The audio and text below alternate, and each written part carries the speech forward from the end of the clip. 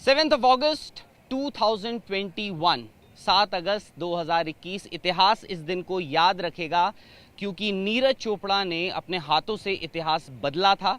और नीरज आज हमारे साथ हैं। नीरज, 7 तारीख की सुबह और 8 तारीख की सुबह में क्या फ़र्क है मेंटली, अगर मैं पूछूं आपसे? देखो, एक सच बताऊं तो एक बहुत ही बड़ा बदलाव सा हो गया है।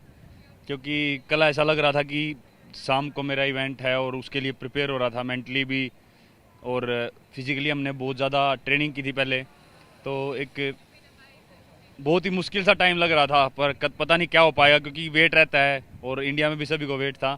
लेकिन जब तक ख़त्म नहीं हुआ मन में ये चलता रहा कि बस कुछ अच्छा करना है, बेस्ट करना है। और अभी ख़त्म हो गया है और हमने गोल्ड जीत लिया है, तो एकदम ऐसा लग रहा है जैसे दिमाग से एक वो जो एक बहुत ज़्यादा बोझ था माइंड पे कि कैसा रहेगा, क्या रहेगा, इतना वेट करना पड़ा इसके लिए, वो एकदम उतर गया है। अभी अपने पास गोल्ड है तो ये काफ़ी। बिल्कुल, गोल्ड मेडल है तो नीरज, गोल्ड मेडल दिखाना भी बनता है। हाँ, बिल्कुल वो बिल्कुल। सोने की चमक जो है, man with the golden arm, Neeraj Chopra. और ये वो नीरज चोपड़ा का मेडल है। नीरज, जब आप पोडियम पे सबसे ऊपर खड़े हुए थे तो दिमाग में क्या चल रहा था? आप आगे के बारे में सोच रहे थे या पुराना पूरा फ्लैशबैक, अपना स्ट्रगल, अपने परिवार का, अपने आस पड़ोस के जो लोग हैं जिन्होंने आपके साथ, आपके कोचेज, उनके बारे में सोच रहे थे कि या ये सोच रहे थे कि यार मैं आज यहाँ पे इस पोजीशन पे खड़ा हूँ, अब आगे क्या? बस ज़्यादा तो दिमाग में उस टाइम नहीं आता है, बस यही था कि जो मेहनत की है इस पल के लिए और जो थ्रो करने के लिए मैं जा रहा हूँ, पूरा फोकस उस थ्रो पे होता है कि मैं इसको कैसे अपना 100% इस थ्रो में दे पाऊंगा और मैं कैसे कर सकता नहीं, हूँ मैं। जब जब मैं पूछ रहा हूँ, जब आप पोडियम पे खड़े हुए थे, नेशनल एंथम बज रहा था, क्या सब कुछ पुरानी बातें याद आ रही थी? क्या क्या हुआ था आपके साथ? वो बिल्कुल, एक बार तो दिमाग में सभी कुछ आता है कि कैसा सफ़र रहा, कि मतलब सब कुछ नहीं आ पाता, लेकिन दिमाग में जरूर आता है कि हाँ, बहुत टाइम ऐसा भी आया कि जिसमें ऐसा लग रहा था कि पता नहीं क्या होगा आगे, क्या पता कैरियर ख़राब ना हो जाए, इंजरी वगैरह भी आई थी। लेकिन वही है कि एक वो ये गोल्ड जीतने के बाद सब कुछ ऐसा लगा कि कोई बात बहुत, नहीं, जो भी भगवान ने किया सब ठीक था। मैं आपको बता रहा हूँ, आपने बहुत लोगों को रुलाया है हिंदुस्तान में जब आपने वो मेडल जीता ना। जी। और हिंदुस्तान में देखिए, क्रिकेट एक बहुत पॉपुलर स्पोर्ट है, पर पूरे हिंदुस्तान ने कल नीरज चोपड़ा को देखा जब आप जैवलिन थ्रो इवेंट में फाइनल में क्वालिफाई करके खेल रहे थे। बहुत लोग आपके उस मोमेंट पे, जब आप पोडियम पे नेशनल एंथम बज रहा था, बहुत लोग रोए। आपके आप रोक रहे थे या आपको भी कुछ इमोशनल? नहीं, मतलब मुझे भी ऐसा लग रहा था कि मतलब अंदर से एक वो था, रोंगटे खड़े कर देने वाला मोमेंट था बिल्कुल। वो। लेकिन आंखों से आंसू तो नहीं आए, लेकिन हाँ, पर अंदर से जोश बहुत था उस टाइम पे। अच्छा, मतलब मैं बता नहीं सकता, बहुत ही ज़्यादा जोश था। अगर मैं आपको बोलूं, आपने बोला बता नहीं सकता, फिर भी अगर मैं आपको जी। बोलूं, डिस्क्राइब कर सकते हैं आप ये फीलिंग गोल्ड मेडल की? अगर आप पहन ले तो मुझे मतलब और अच्छा लगेगा कि जी। मुझे क्या, सबको अच्छा, क्योंकि ये हर किसी को भारत में, इट इज़ अ रेयरिटी, ये बहुत कम लोगों को मिलता है, जी। दिखता है। और अगर आप फीलिंग बता सकें, आज 24 घंटे हो चुके हैं, कल सुबह से आज तक जी। करीब 12 घंटे हो जाएंगे अभी, तो फीलिंग बता सकते हैं गोल्ड मेडल आप इसके साथ ही सोए कल? हाँ, ये मेरे सखी के साथ में रखा था और मैं ज़्यादा तो नहीं सो पाया, लेकिन हाँ, ज़्यादा नहीं, 1.5 2 घंटा तक सोया होगा रात को। पर बिल्कुल जी, मुझे लगता है कि वो फीलिंग अभी तक आई जा रही है, मतलब वो कंप्लीट नहीं हुई है, वो कुछ ना कुछ नए रूप में आ रही है। अभी ऐसा लग रहा है कि हाँ, कुछ तो ऐसा हुआ है अपने देश के लिए, कुछ मैंने ऐसा किया है कि वो नीरज, बहुत ही यादगार रहेगा। नीरज, मैं चाहूँगा, क्योंकि अब दुनिया आपको जानती है, मैं आपको बता रहा हूँ, आज हम टोक्यो में जब आ भी रहे थे इस तरफ, तो लोग हमें देख के बोल रहे थे, आर यू इंडियन? हमने कहा हाँ। बोल रहे हैं कि that boy who won the gold medal yesterday. हर कोई हमें आपके नाम से बुला रहा है कि नीरज चोपड़ा, नीरज चोपड़ा, यहाँ पर भी। तो मैं आपसे ये पूछ रहा हूँ, क्योंकि अब आप एक रोल मॉडल बने हैं जी। और बहुत लोग आपको देख रहे हैं, अपनी थोड़ी जर्नी बताइए, क्योंकि ये बाय फ्लूक, बाय डिफ़ॉल्ट गलती से शुरू हो गया ये जैवलिन थ्रो? जी बिल्कुल, गलती से ही हुआ क्योंकि पहले से दिमाग में नहीं था। क्योंकि अगर कोई फैमिली से स्पोर्ट्स में हो या फिर गांव से कोई हो तो थोड़ा एक इंटरेस्ट रहता है स्पोर्ट्स में। लेकिन मेरी फैमिली से भी कोई नहीं था और गांव में भी ऐसा कोई इंटरेस्ट नहीं था स्पोर्ट्स में किसी का। तो बस ऐसे फिटनेस के लिए गए थे, लेकिन वहीं पे ऐसे शुरू हो गया। तो बड़ी सिंपल शुरुआत थी, कोई ऐसा नहीं था कि बहुत ज़्यादा कुछ सोच समझ के मैंने जेवलिन शुरू किया। बस स्टेडियम में गया था, फिटनेस करने के लिए, लेकिन वहाँ पे मैंने जेवलिन थ्रो करते हुए देखा मेरे सीनियर्स को और फिर मैंने शुरू कर दिया। लेकिन हाँ, ये ज़रूर है कि जब जिस दिन से मैंने शुरू किया, अपना पूरा मन से और लगन से मैंने उसके लिए मेहनत की। गांव से बार बार स्टेडियम में आना पड़ता था, वापस जाना पड़ता कैसे था। आते थे आप? मैं बस पकड़ के आता था, कई बार लिफ्ट वगैरह लेता था। कितना 15-16 किलोमीटर दूर था मेरे गांव से। तो आप रोज जाते थे? हाँ और जी, रोज रोज आते जाता था, रोज आता था। और थोड़ा सा मुश्किल होता है कई बार, क्योंकि बस का टाइमिंग वगैरह सेट नहीं बैठ पाता था। कई बार मेरे बिल्कुल आंखों के सामने बस निकल जाती थी, तो फिर वेट करना पड़ता, कम से कम भी आधा या 1 घंटा। तो बिल्कुल वो आसान नहीं था, लेकिन मुझे लगता है कि वो टाइम बहुत ही ज़रूरी था एक उसके लिए कि एक मेरा खुद के चेक करने के लिए भी, कि भाई मैं ऐसे उस टाइम को झेल सकता हूँ कि नहीं। तो बिल्कुल वो ज़्यादा उस टाइम दिमाग में इतना प्रॉब्लम नहीं आती थी कि यार मैं कितना तंग हो रहा हूँ और मैं टाइम पे बस नहीं पकड़ पा रहा हूँ। क्योंकि अगर अब मुझे लगे कि हाँ मेरे सामने से बिल्कुल बस निकल गया, तो ऐसे फील होगा कि यार कुछ तो गलत हो गया है। लेकिन उस टाइम पे मैं उधर ही बैठ जाता था, लेकिन मन में होता था कि स्टेडियम में जरूर जाना है और ट्रेनिंग जरूर करनी है। नीरज, सही, मैं एक्चुअली मेरा सवाल यही था, क्योंकि आम जिंदगी में, नौकरियों में भी लोग, चाहे कोई भी प्रोफेशनल लाइफ हो, स्पोर्ट्स पर्सन हो, या कभी कभी लगता है, क्योंकि जैवलिन थ्रो ऐसा स्पोर्ट ही नहीं है जो इंडिया में अब तक, एटलीस्ट आपसे पहले जो लोगों ने सोचा हो कि यार इससे करियर बन जाता है। तो आपको कभी लगा जब वो बस पकड़ने जा रहे हैं, रोज एक ही काम कर रहे हैं, रोज जैवलिन थ्रो, कि यार मैं कर क्या रहा हूँ? कभी ऐसी फीलिंग आई बचपन में या शुरुआती दौर पे? सही बताऊं तो उस या टाइम किसी तक ने इतना, कहा हो आपको यार ये क्या कर रहे हो आप? हाँ कहते तो बहुत लोग हैं, ये तो जरूर कहते हैं कि क्या कर रहा है, पता नहीं कुछ करेगा भी कि नहीं, ऐसे ही जा रहा है। लेकिन ऐसा मेरे दिमाग में कभी नहीं आया कि यार, क्योंकि मैंने बहुत ऊपर का भी नहीं सोचा था कि मैं इतने लेवल तक जाऊंगा और मेडल जीतूंगा। बस एक सिंपल सा काम था डेली का, कि मेरा ये काम था, मुझे जाना है और अपना 100% अपना पूरा फोकस करके ट्रेनिंग करके वापस आ जाना है। एक सिंपल सा काम था और वो मैं करता गया, और उसकी वजह से ही आज यहाँ तक पहुँच गया हूँ। मैं आपको ऑनेस्टली एक बात एडमिट करता हूँ, जब आप यहाँ पहुँचे नहीं थे, क्योंकि बात चल रही थी कि आपको एक कंटेंडर माना जा रहा था, सब मान रहे थे, मैं भी मान रहा था, पर मुझे यकीन नहीं था कि नीरज चोपड़ा मेडल, यकीन मतलब मुझे लग रहा था आपका मेडल आ सकता है, आएगा ही आएगा, वो अलग बात होती है, आ सकता है, और मैं थोड़ा बहुत कॉन्फिडेंट था। बट जब क्वालिफाइंग राउंड में आपने ऐसा किया और बाकी के जो सीज़न जो लीडर्स थे वो बाहर चले गए, हमने कहा जी मेडल तो आपका आ रहा है, पर गोल्ड की उम्मीद, मैं आपको ये बात एडमिट कर रहा हूँ कि गोल्ड की उम्मीद मुझे बहुत कम थी। पर आपको थी उम्मीद जब आप सुबह उठे 7 तारीख को, सुबह उठ के आपको क्या गोल्ड मेडल दिख रहा था? देखो, उस क्वालिफिकेशन राउंड के बाद तो काफ़ी एक हौसला बढ़ा था, क्योंकि वो बहुत ही एक आराम से थ्रो की हुई थी और बहुत परफेक्ट थ्रो थी और एक अच्छा डिस्टेंस था। तो ऐसा लग रहा था कि हाँ फाइनल में कुछ अच्छा होने वाला है, शायद मैं अपना पर्सनल बेस्ट भी कर सकता हूँ।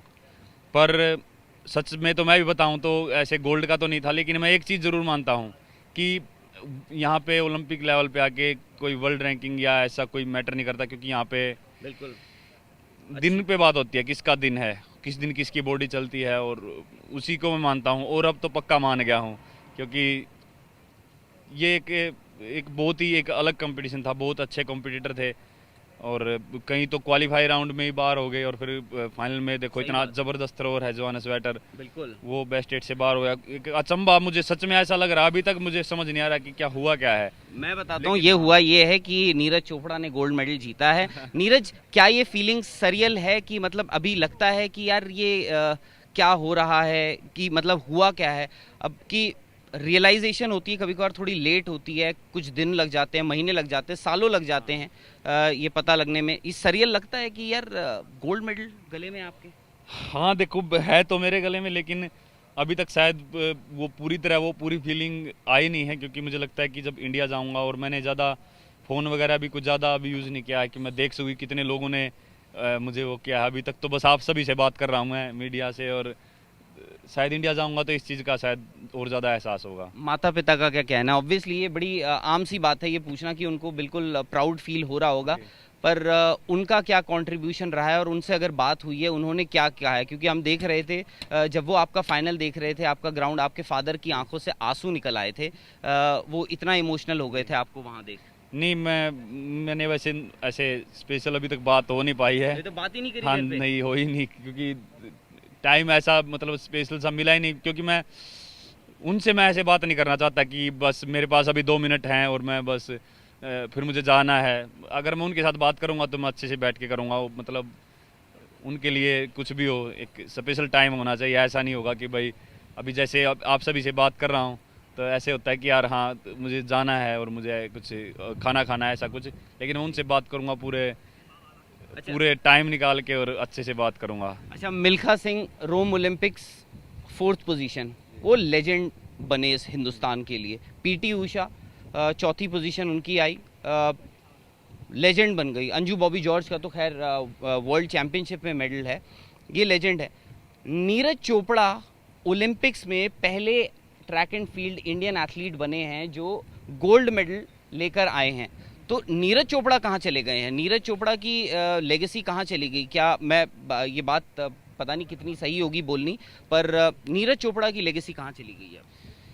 देखो जी, मैं तो अपने मुंह से तो क्या बोलूँ, वो तो जो जिन लोगों ने देखा है बट फिर भी और आपके लिए जो लोग जिन्होंने उनको नाम दिया है और बस वही बता सकते हैं। और मैं मानता हूँ कि मैं एक एथलीट हूँ और मेरा काम है कि मैं अपनी पूरी मेहनत करके देश के लिए खेलूँ और वो मैं कर रहा हूँ। और मैं कोशिश करूँगा कि ज़्यादा से ज़्यादा मेडल जीतूँ और बाकी अपने लोगों को जो पसंद आए वो मुझे जो बोल सकते हैं बोले। वो मतलब मैं अपने मुंह से ऐसा कुछ बोलना नहीं चाहूँगा कि मैं अपने आप को कहाँ मानता हूँ, मैं बस अपना मेहनत करता रहूँगा। अच्छा, मिल्खा सिंह से अक्सर मेरी बात होती थी। वो हमेशा ये बात बोलते थे, उन्होंने ये बात आम जनता आम बातचीत में भी लोगों को बोली है कि उनका सपना है कि वो एक इंडियन को ट्रैक एंड फील्ड ओलंपिक्स में एथलेटिक्स में इंडिया का एक मेडल देखना चाहते हैं। यहाँ नीरज चोपड़ा ने गोल्ड मेडल लेकर आया है, आप आए हैं।